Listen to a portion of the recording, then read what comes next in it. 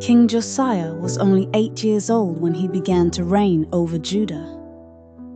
Though young and inheriting a kingdom whose people had forgotten the ways of God, Josiah's heart sought what was right. He did not walk in the evil ways of his grandfather Manasseh, but instead yearned to please the Lord as his ancestor David had. As Josiah grew, so did his wisdom and commitment to God. At the age of 16, he began to seek God earnestly, and by 20, his faith inspired him to purge Judah and Jerusalem of idols.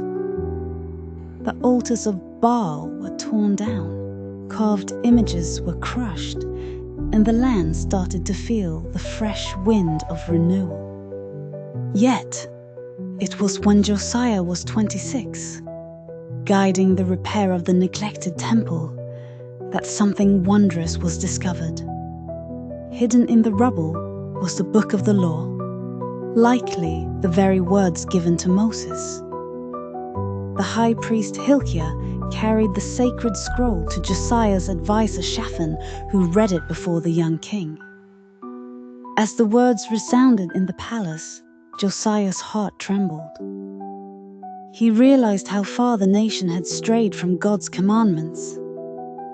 Tearing his robes in sorrow, Josiah humbled himself before the Lord, recognizing the depth of his own need and the peril looming because of his people's disobedience. He summoned the entire nation, elders, priests, prophets, men, women and children, gathering them at the temple. There Josiah read aloud all the words of the covenant. Moved by the truth, the people wept and repented together, renewing their promise to walk in obedience to God's voice and keep His law with all their hearts and souls.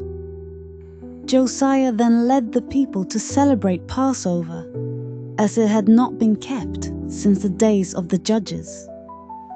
Joy blossomed in Jerusalem, and God's presence returned, ushering a time of blessing.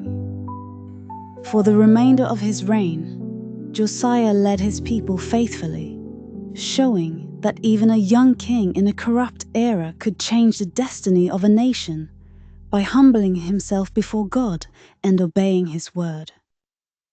The story teaches that true revival begins when we return to God's word with humble hearts. For your word is a lamp to my feet and a light to my path.